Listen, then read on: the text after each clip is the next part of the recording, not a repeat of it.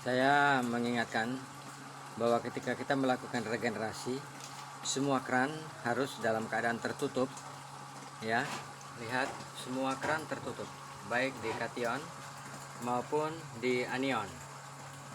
Yang terbuka hanya keran yang berwarna merah, yaitu keran untuk regenerasi. Perhatikan ini keran untuk regenerasi yang berwarna merah. Jadi ketika proses regenerasi itu pompa hidup dan air berjalan secara sirkulasi, dan Anda lihat di sini ya, air berjalan secara sirkulasi ya. Nah, seperti ini berlangsung selama 40 menit. Jadi dia berjalan sirkulasi seperti ini selama 40 menit ya.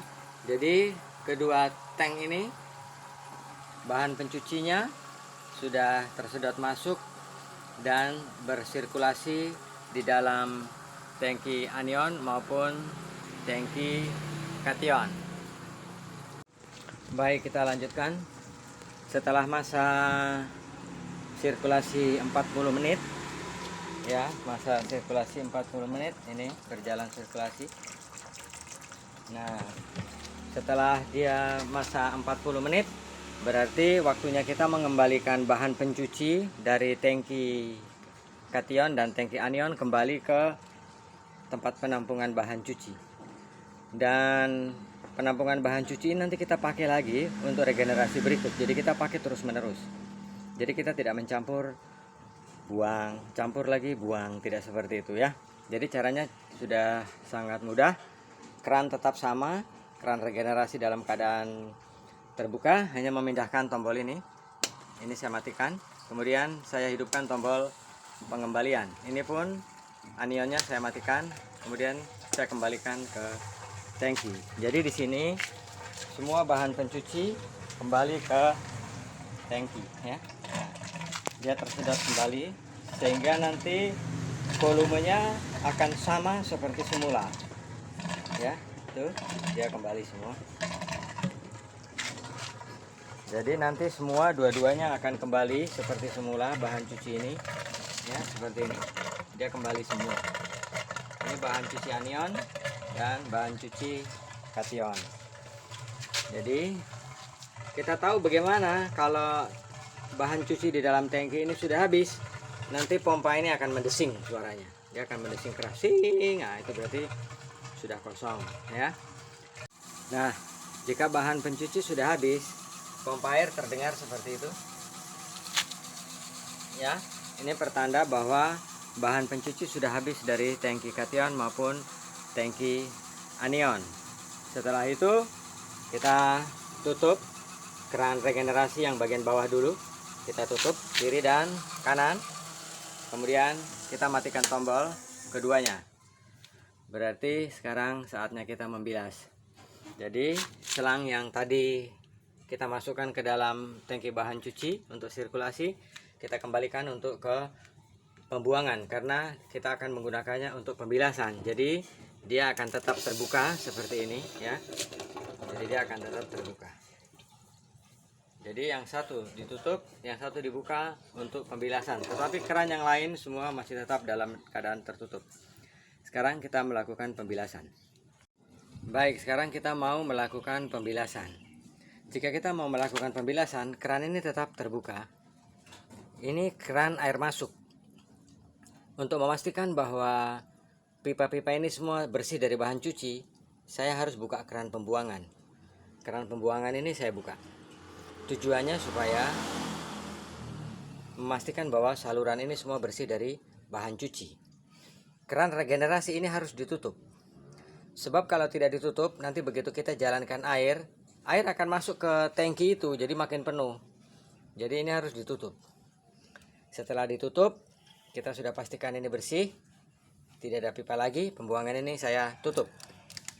Kemudian saya alirkan air. Saya buka. Ya, berarti saya akan melakukan regenerasi. Saya hidupkan pompa air. Ya, pompa air saya sudah hidup dan saya menunggu sampai air akan keluar dari selang ini.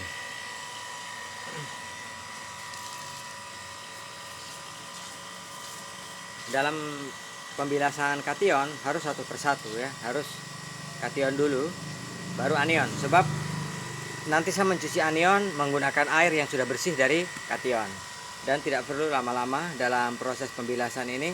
Begitu air keluar dari selang ini cukup 3 menit stop, karena bahan pencuci sudah bersih.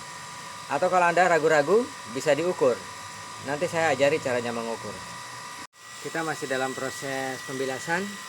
Seperti yang tadi saya bilang, ini adalah proses bilas. Bagaimana kita tahu bahwa proses pembilasan ini sudah bersih? Kita tinggal ukur airnya. Kita ukur, lihat ini 226. Air baku saya itu 250.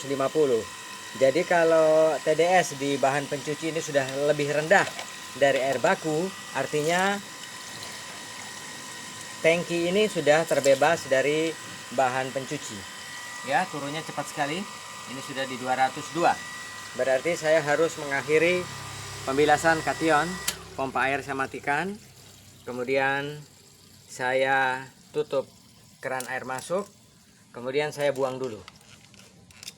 Nah, saya harus tiriskan ini karena saya akan mencuci anion. Keran penghubung masih tertutup. Baik, setelah saya buang semua air dari tangki kation lewat pembuangan ini, sekarang saya akan melakukan pembilasan di anion. Jadi caranya, keran ini saya tutup, kemudian keran bilas saya tutup, saya buka keran penghubung ya.